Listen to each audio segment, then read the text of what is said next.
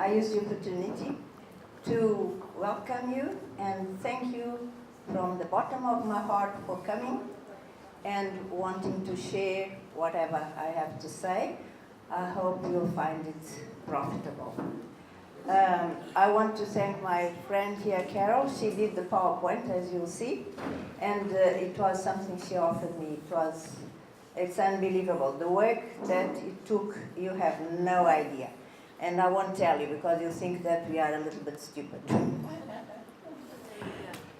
Carol, thank you.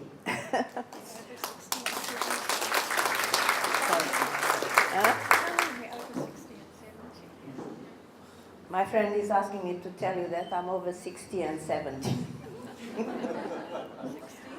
Okay.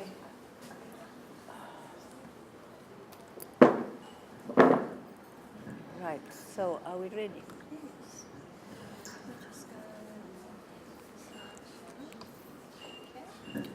Seeing that I am here with friends, I would like to share also that I was actually ill this morning. I had a migraine.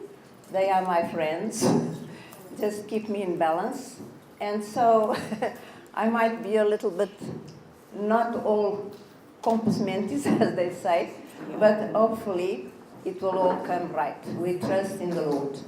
And in that tone, I would like now for us to just stand up.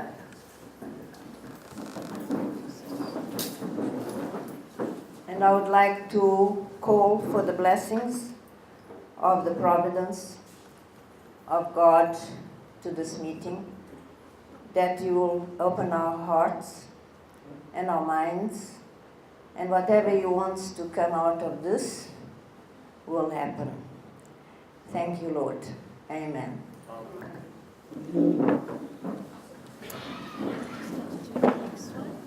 Okay. So, as you know, in October last year, I was invited by Dr. José Cesário, the State Secretary for the Portuguese Communities, to present an intervention at a conference in Lisbon, organized by Dr. Maria Manuela Aguiar. The theme was Worldwide Encounter of Migrant Women, Feminine Expressions of Citizenship.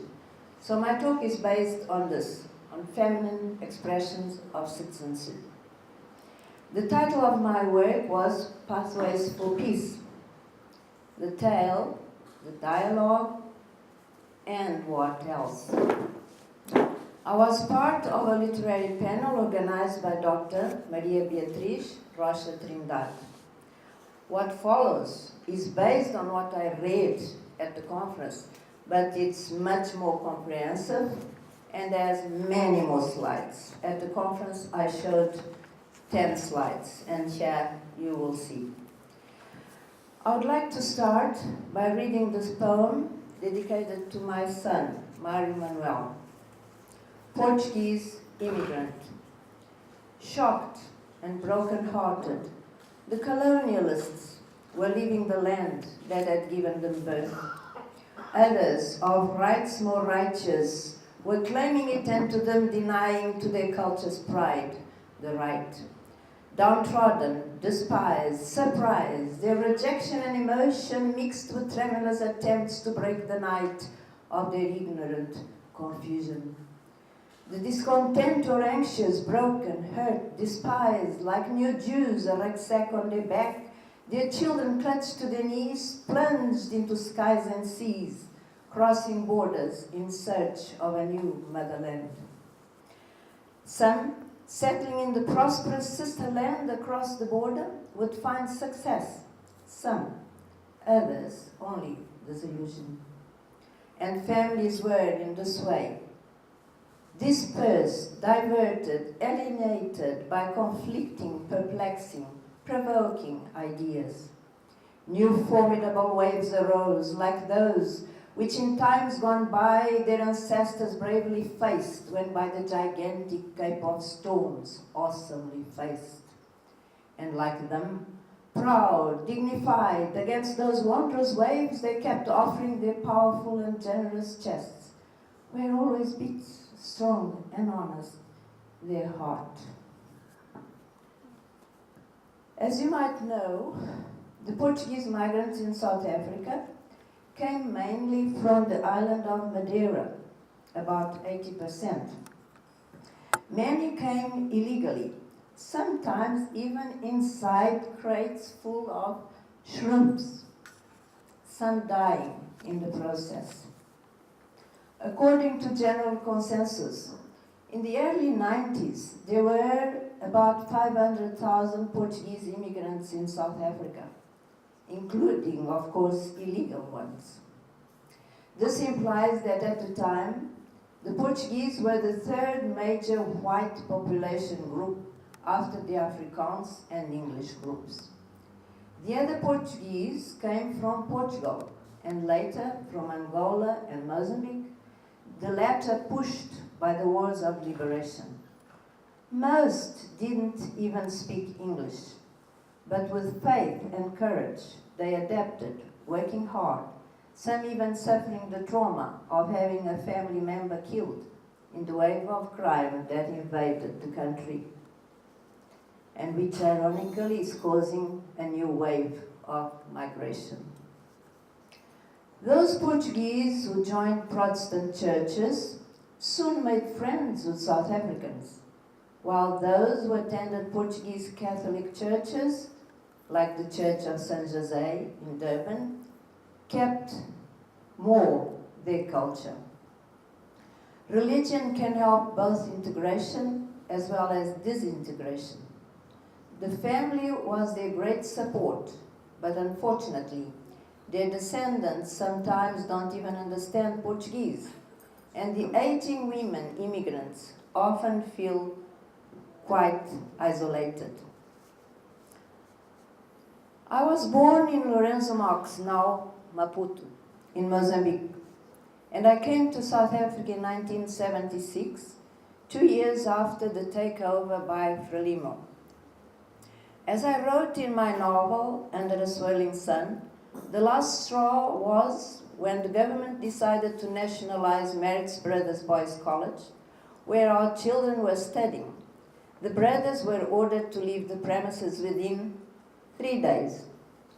The chapel where I used to go to Mass became a warehouse for army mattresses. Within 3 days, our boys were out of school. It was then that we decided to leave. We could not stay and be ruled by a dictatorial government that did not respect religious beliefs. We arrived in South Africa with 9 suitcases, leaving behind our house, our relatives and friends. Very traumatic experience for our teenage boys to basically lose their country and leave behind friends and family, and then have to adapt to a different culture, a different language, and stay in a boarding school where corporal punishment was in place, something they had never experienced before. For my daughter, it was a bit easier, as she was only 5 years old in 1976. We were lucky to get jobs in Durban, my husband as a sales representative and I as an accountant. Sadly, we later divorced, but remained friends. At the age of 40, I started studying at night through UNISA, and I already had grandchildren when I completed my master's in science of religion, including what I liked most, anthropology, philosophy, and psychology. I must say, as a child, I was not very devoted of the Virgin Mary. I had tendencies more towards Protestantism. However, there were coincidences, or better said, a synchronicity of events that made me give her more attention. And it is interesting that regarding the Virgin, Mother of Christ, there seems to be a thread running through in my family from, take a guess, 1775 to 2012, as you will see. You might not know that in 1646, King João IV of Portugal offered the royal crown to the Virgin Mary, patroness of Portugal. And no Portuguese king since has worn the crown. When there is the coronation, they have the crown on a table, they have the mantle and all that, but the crown stays on the table. Well, they had. There's no monarchy at the time, nowadays. There is a statue of Mary that is part of my grandfather's family history since 1775. My grandfather was the well-known anthropologist Artur da Fonseca Cardoso, the initiator of the study of Portuguese colonial anthropology. That statue has been guarded with great respect through generations. Why? In 1775, the great earthquake hit Lisbon, as many of you will probably know. The family, terrorized by the rumbling and tremors of Mother Earth, joined together kneeling around that statue of Mary, praying the rosary. Everything around them collapsed. Everything. But where they were on their knees praying to the Mother of the world, the Mother of Christ. Therefore, great respect is associated with that statue since 1775. And I happened to see it last year when I went to Portugal, and I took this photograph that you see here. Moving on to recent times and to my own life, it is interesting to note that the theme of my research after I completed my BA was, at the suggestion of Professor Kruger, my supervisor, the study of the devotion to the Virgin Mary among the Portuguese in South Africa. I kind of said, oh, not again. Now in 2013, I realized that I was bringing her up at my talk in Lisbon, besides mentioning her apparitions at Fatima in 1917. In my novel, as I said, Under a Swelling Sun, published in 2012. I was quite shocked, actually, when Professor Kruger suggested that I study the devotion to Mary. But I'm glad he did, because it led me on an adventure which, besides giving me a new perspective on this controversial woman, the mother of Jesus, it also launched me on a path of creativity and sharing, which culminated in 2012 with an invitation from the President of Portugal to a reception at the embassy in Pretoria, and more recently in October 2013, an invitation to a conference in Lisbon from the Portuguese government. At that conference in Lisbon, I must say that I had the strange feeling of a circle closing. A circle which had begun 50 years before with a strange coincidence. Allow me to share with you. As you can see, you must have guessed, I've got quite an attraction for synchronicity and coincidences. I'm very focused on them. So allow me to share it with you. It has to do with a prayer I made at a time of crisis when my children were very small. I actually bargained with God. And I asked that if it was true that He wanted us to honor His Holy Mother in a special way and pray to her as our intercessor, then the first book I'd see when I opened my eyes would have a picture of her. Oh well, when I opened my eyes, I saw a huge directory my father had brought for me from work a few days before. Where was I going to find Mary there? But I had to keep my side of the bargain. So I opened the book, and for a few minutes, I could not move. There she was. I was looking at the coat of arms of the city of Nampula, and Our Lady is in the middle. The truth is that it had an impact on me, and later on, through my studies, I got a new perspective on the truth and the importance for the world of the apparitions in Fatima in 1917.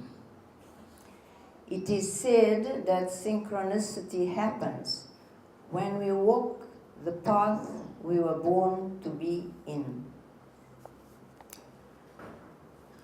I would like to share with you that some of my works and activities have been a poetry book, participation in conferences, including in Chicago on the Portuguese during apartheid, other books and participation in other literary compilations, as you can see, even a book that was offered to Queen Elizabeth II, with a collection of poems which was organized by the late poet Sean Duval.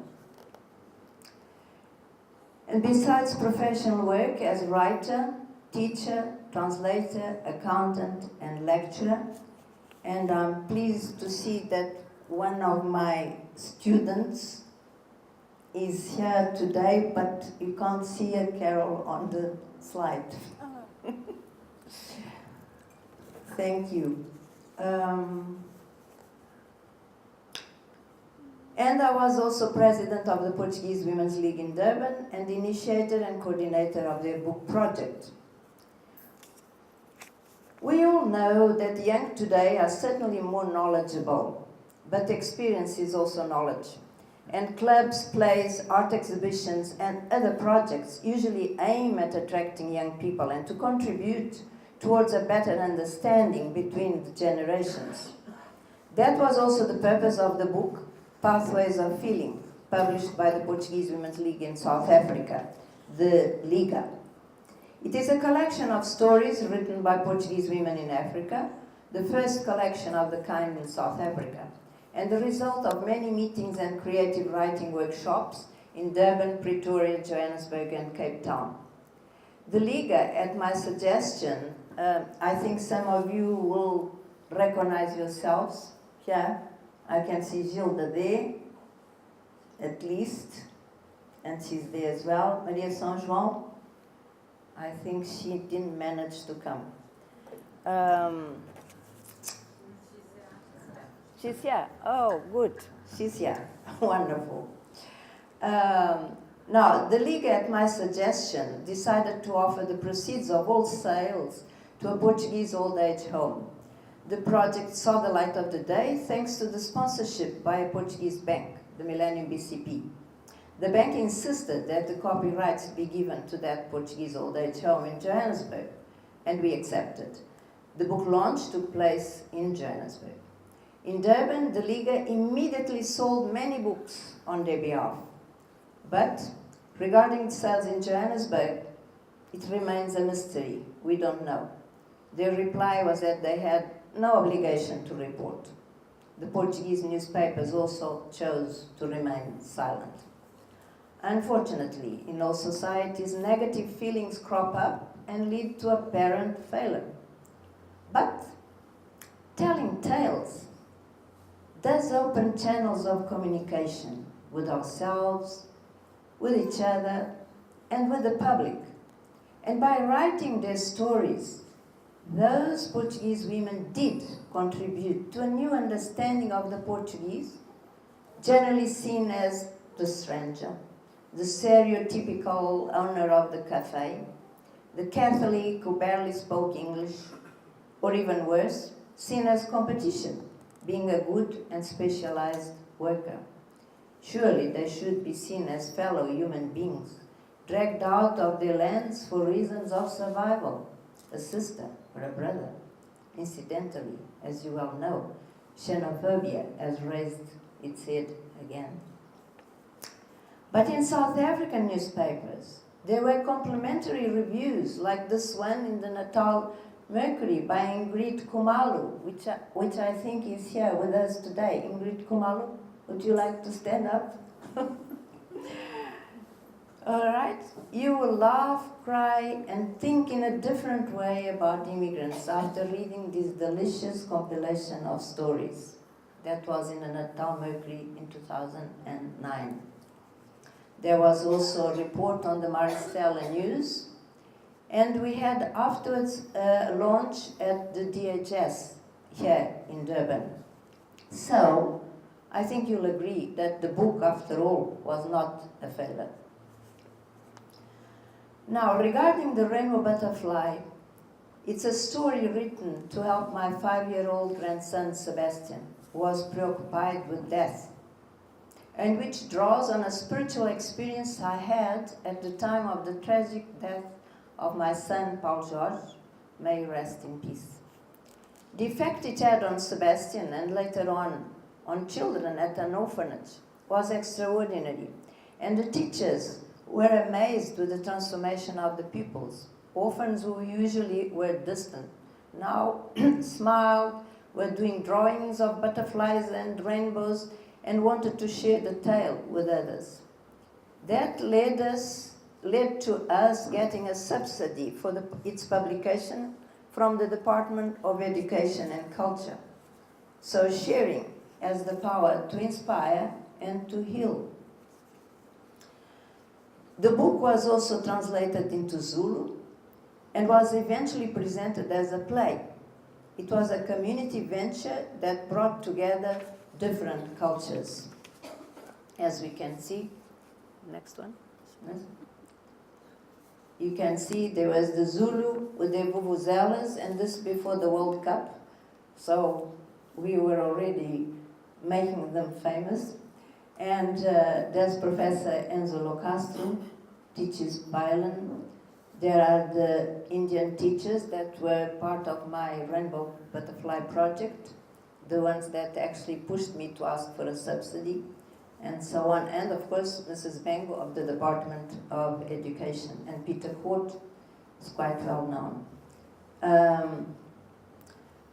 Regarding my novel Under a Swelling Sun, Vivian Atwood also wrote in the Sunday Tribune, as you can read yourselves. A touching narrative, inspiration, and courage as a poignant reflection on the passing of an era and emergence of a new order that will resonate in the hearts of many people.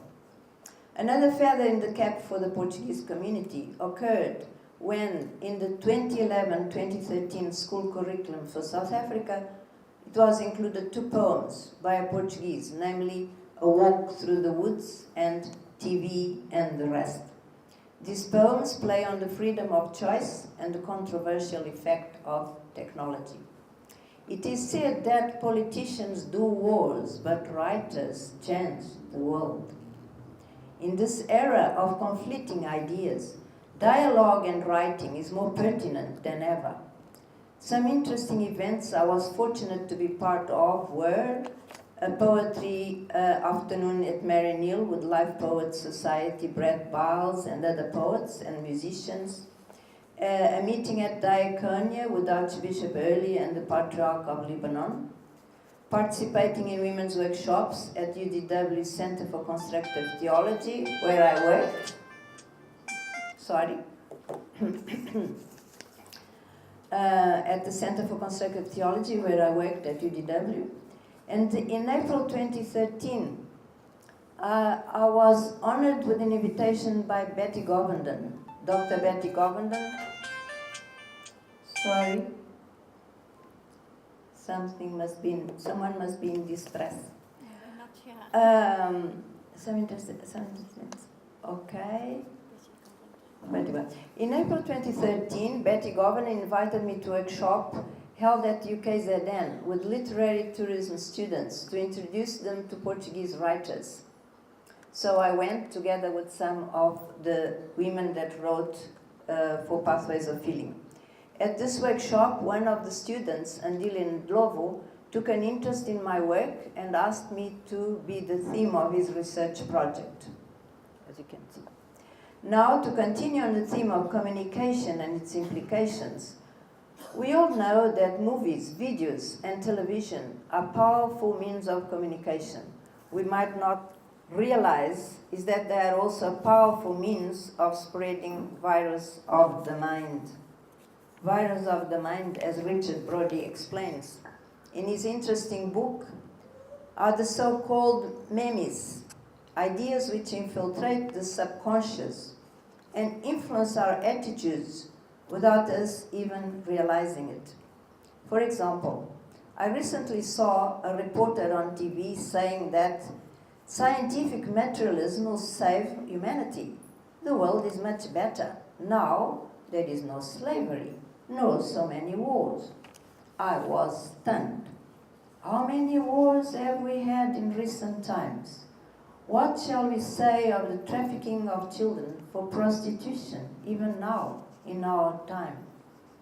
Indeed, we must be on guard against statements apparently based on facts, but which, once analyzed, are superficial or even incorrect.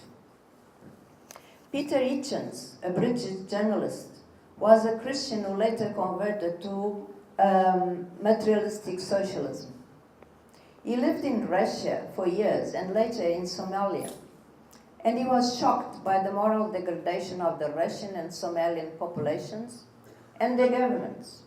But when Peter Hitchens returned to England, he was also surprised by the decline in moral values of the British youth, where new socialist ideas prevailed. In conclusion, take a guess.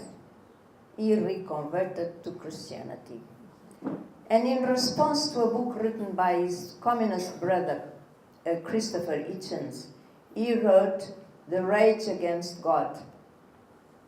As Peter Hitchens explains the reasons for his reconversion, where he explains the reasons for his reconversion. So what happened in Russia?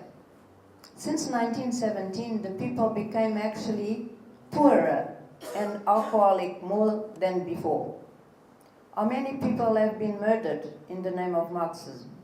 As Hitchens says, if we take God out of the equation, the moral code has clay feet and soon falls apart. Without God, there is a decreased sense of guilt. We feel free. But let's not confuse religion with the seizure of religion for political ends.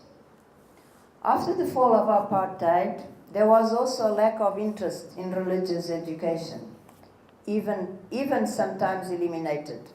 South African teachers now wonder whether that's the cause of a pernicious weakening of morals in students, even with cases of rape and murder. On the theme of pathways for peace, in 2007, the Circle of Concerned African Women Theologians in Cameroon published a book called Time to Act, Time to Change, in Portuguese. It was written by Portuguese-speaking women from Mozambique and Angola, and it's a collection of reflections about God and AIDS, and shows the need for a womanist study of the Bible, in open dialogue with Scripture, and more importantly, including men in the dialogue. Certainly, one of the pathways for peace. Yes, materialism cannot prove the non-existence of God, and neither can Christians prove his existence. I think you agree. But what to think of phenomenon like in 1917, the miracle of the sun at Fatima? Scientifically inexplicable. This phenomenon, seen by more than 70,000 people, took place in the same year that Marxism took over Russia. To be noted that on that day, 13th of October 1917, although it had been pouring with rain for 2 days, and the terrain was sopping wet, within 10 minutes everything was dry. Scientifically, the amount of heat needed for this to happen in such short space of time would have killed everybody. And the abiding truth is that nearly 100 years after the fact, the message of Fatima is still causing vibrations and discussions. In September 2013, there was a conference in Canada on this very topic, with 28 speakers, some lawyers and journalists, and some of them not even Catholic. Let's imagine these two dialogues between youngsters. Josephine, do you think it could be true? Could our future depend on us paying attention to this extraordinary phenomenon and give heed to the request for sacrifice, for penance, for the salvation of the world? Let's face it, the miracle of the sun was scientifically accepted and is scientifically unexplainable. John, don't make me laugh. Do you really believe that? I don't. Josephine, listen, use your intelligence. Don't put your head under the sand like an ostrich. John, looking a bit puzzled, hesitantly returned her goodbye wave. Next. Sitting at another table, Jack says to his friend Sergio, Jack, actually, I was now thinking of the American Red Indians and their rain dance. When there was a drought, they used to gather together and just dance until the rain poured. Sergio, well, that reminds me of Dr. Masaru Emoto and his experiments with water. Perhaps not absolutely scientific, but what he claimed was, if he kept the water in transparent glass cylinders, when he asked a specific group of people to look at the water with thoughts of anger, guess what? The water would become dark and murky. In contrast, when he asked another group to look at another cylinder, this time with thoughts of peace and love, Jack, the water would be nice and clear. Sergio, that's exactly what he claims. Jack, what do we know? According to historian W.T. Walsh, an American historian, we must give attention to the request made by that lady with a peace plan from heaven. The message, which includes prophecies of future disasters and wars, if the people don't repent and pray. And if the Pope does not comply with the request for a special consecration of Russia. Who guarantees that our future and that of our sons and daughters doesn't depend on the humble acceptance by a sufficient number of people of this other path to peace? This message delivered to 3 children in Fatima by that lady made of light, the so-called Mother of the World. Indeed, an honor to us women.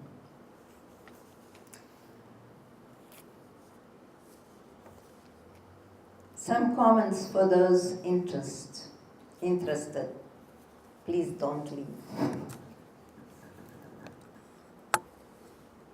In the Bible, in Revelation 12, it speaks of a woman clothed with the sun.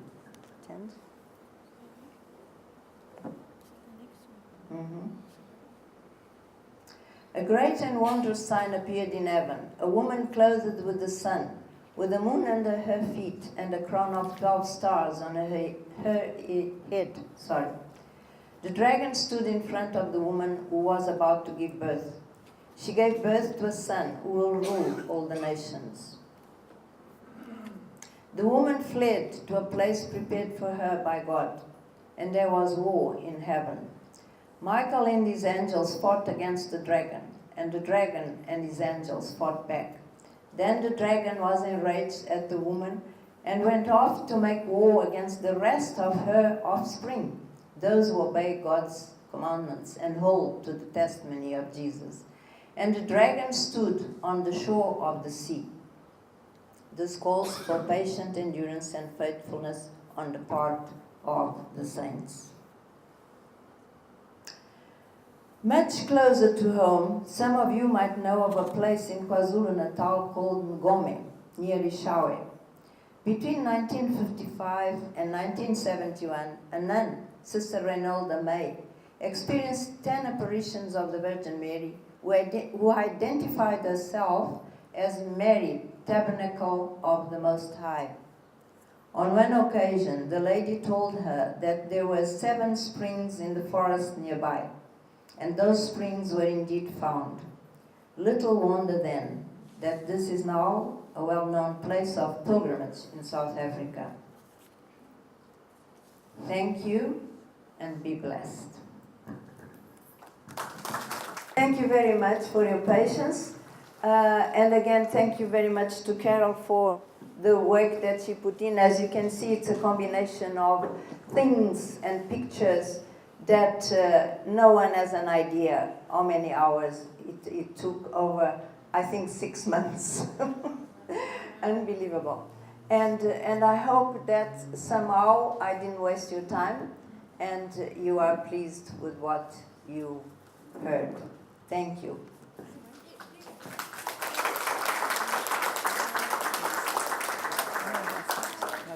Thank you. Now, Carol, there's a little gift for you, just to say my appreciation for your friendship. And I mean, we nearly got divorced in the process, but but that's what friends are about. Thanks. Thank you. Okay. The problem is we're two very strong-minded, independent women, and we both want to be the boss. Anyway, we're still friends. Thank you, Victoria. Thank you. Okay. We just want to say thank you as a family, and I think everyone else who's here, thank you for sharing your story, and here's a well done and thank you. Thank you. Thank you. I'm taking your phone to our silence. Okay, yes. Thank you. Thank you very much. And I think with this, we can, I think with this, we can now, yes, and I thank my family for all their patience, because, I mean, all over the years, with all the things that I've done, and sometimes there was a question, but how much money are you making? You know? And I said, okay, that's not, that's not important. I just feel I have to do this. So we all have different missions in the world, and that does not mean that we are more or less than anyone else. We all have different beliefs. There are different religions. What matters is that you believe in a God of love, and that you really try to bring peace into the world. And remember, dialogue and tales, like painting, are important means of communication and understanding. Thank you again. Okay.